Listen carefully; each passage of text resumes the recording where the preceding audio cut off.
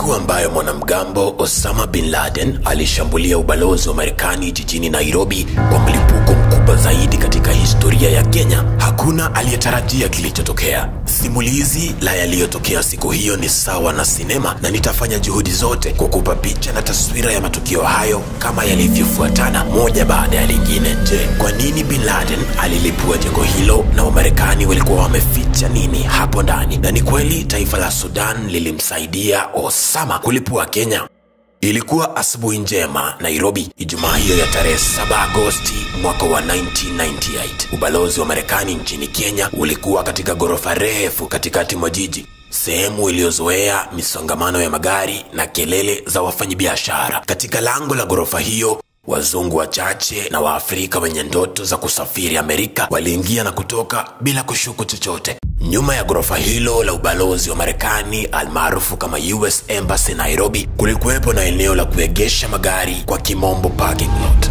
Wafanyakazi wa ubalozi walitumia parking lot hiyo pamoja na wenzao waliofanya kazi katika benki ya Cooperative Bank iliyopakana na ubalozi huo. Waliofanya kazi jumba jirani la ufundi house pia waliegesha magari yao papo hapo. Ikatokea kuwa ubalozi wa Marekani ulikosa kuweka ulinzi wa kutosha katika lango lililoingia mvunguni mwa ghorofa hilo kutoka kwa hii parking lot ya nyuma. Badala yake wakaweka kizuizi kimoja cha kuinua chenye kufuli na mabawabu wawili wa kushika doria ya usiku na mchana. Ijapokuwa majengo ya balozi nyingi za Marekani kote duniani zilikuwa na ulinzi mkali hata wakati huo wa 1998, ubalozi wa Nairobi haukuwa na ulinzi wa kutosha pande zote, na inaonekana Osama bin Laden alijua siri hiyo. Licha ya kuwa jengo la ubalozi lilikuwa na basement ya underground ya kuleta mizigo, lango hilo la nyuma lilikuwa tatizo la kiusalama lililofaa kushughulikiwa haraka iwezekanavyo. Saa 4 asubuhi Ijumaa ya tarehe 7 Agosti, wajenzi walioajiriwa na Cooperative Bank wanajenga kizuizi cha pili katika kiingilio cha parking lot hiyo kwa ruhusa ya usimamizi wa jiji la Nairobi. Inapita nusu saa na gari aina ya Toyota Dyna-Truck linakuja kwa kasi na ghafla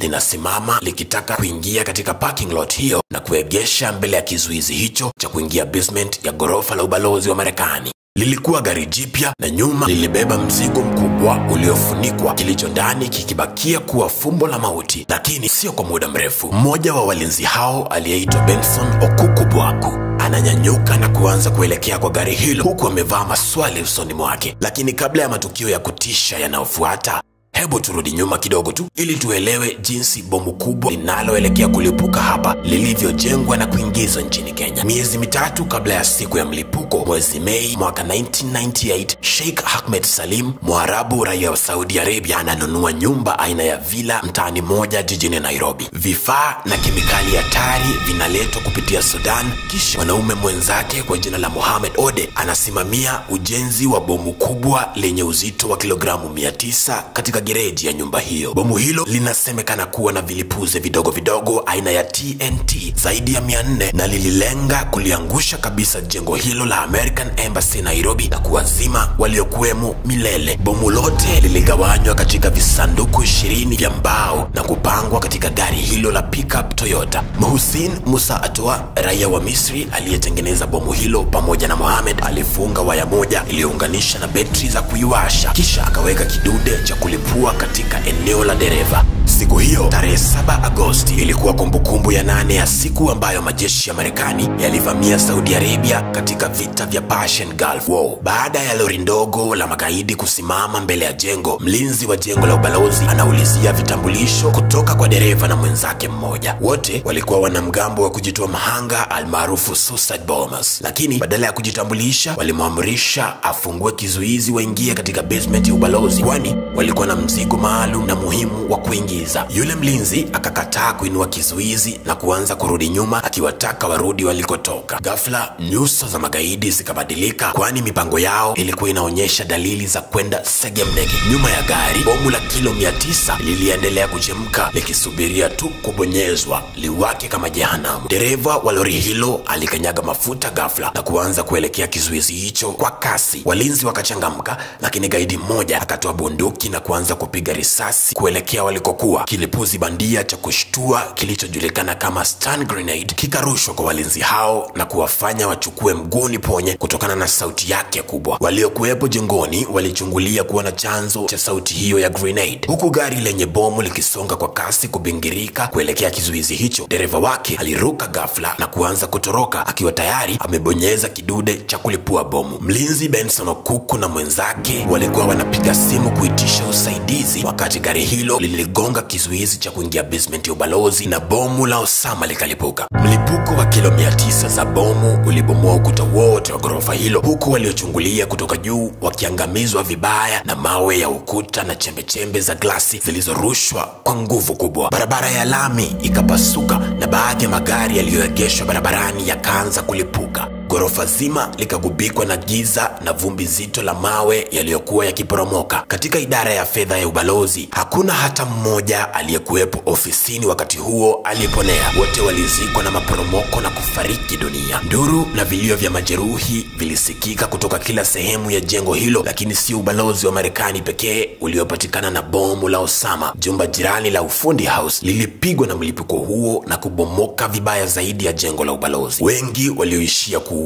walikuwa katika jumba hilo la ufundi. Idadi kubwa ya walionusurika walipigwa macho na vioo na chembe za mawe na kuwa vipofu. Wakati kuta zikiendelea kubomoka, maafisa wa ngazi za juu katika ubalozi wa Marekani walijificha katika chumba maalum cha mikutano kilichositiriwa dhidi ya mlipuko katika ghorofa za juu, na wote wakanusurika. Punde tu baada ya mlipuko, wanajeshi wa Kiamerika walioshika doria upande wa mbele walianza kuingia katikati ya vumbi na mawe ya maporomoko kuokota watu waliolaliwa na mawe huko ndani. Mmoja wao, Sergeant Daniel Brio, alijaribu kuingia katika elevator iliyojaa moshi na vumbi kwa kasi, lakini akaanguka ghafla katika shimo la futi 20 na kuvunjika mbavu zake ilhali ya kuaga dunia. Mamia ya watu waliolowa damu na majeraha mabaya waliendelea kutoka kwa jengo hilo ambalo lilikuwa limebomoka ukuta wa nyuma. Eneo zima la parking lot ambalo lilikuwa limeharibiwa vibaya na kugeuka mahame. Eneo zima la parking lot lilikuwa ni moshi mtupu, na zilizosikika tu ni sauti za wanawake wakilia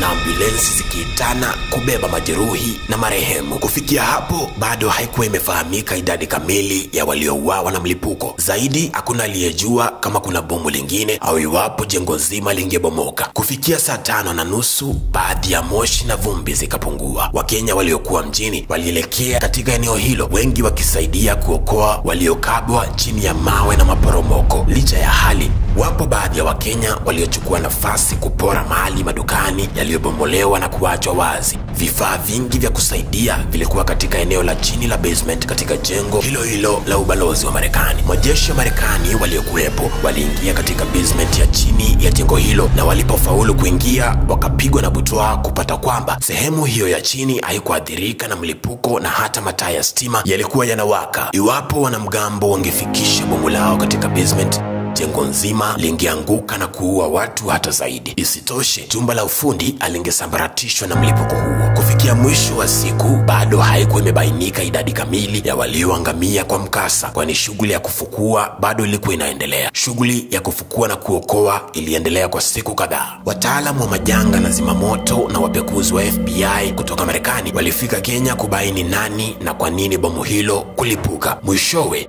watu 220 walipoteza maisha yao na wengine 5,000 kupata majeraha ya viwango tofauti. Hatimaye Osama bin Laden, kiongozi wa wanamgambo wa Al-Qaeda, alijitokeza na kusema yeye ndiye aliyetekeleza shambulizi hilo la Nairobi. Katika kitabu kilichoweka wazi historia ya wanamgambo hao wa Al-Qaeda, Osama alitoa sababu zaidi ya moja ya kushambulia ubalozi wa Marekani Nairobi mwakani 1998. Sababu ya kwanza aliyoitoa Osama ni kuwa Wamarekani walitumia ubalozi wao Nairobi kuvamia taifa la Somalia ambalo wakati huo lilikuwa na mizozo ya kikabila na kisiasa. Sababu nyingine ilikuwa kuhusu njama ya Amerika kugawanya Sudan. Osama alisisitiza kuwa njama dhidi ya Sudan ilipangwa katika jengo hilo la ubalozi wa Nairobi, lengo likiwa kupeleka mafuta ya Sudan huko Marekani. Zaidi, bin Laden aliwaambia wafuasi wake kuwa Wamarekani ndio waliosababisha mauaji ya kinyama kati ya Wahutu na Watutsi nchini Rwanda, na yote yalipangiwa katika ubalozi wa Marekani Nairobi na huko Dar es Salaam.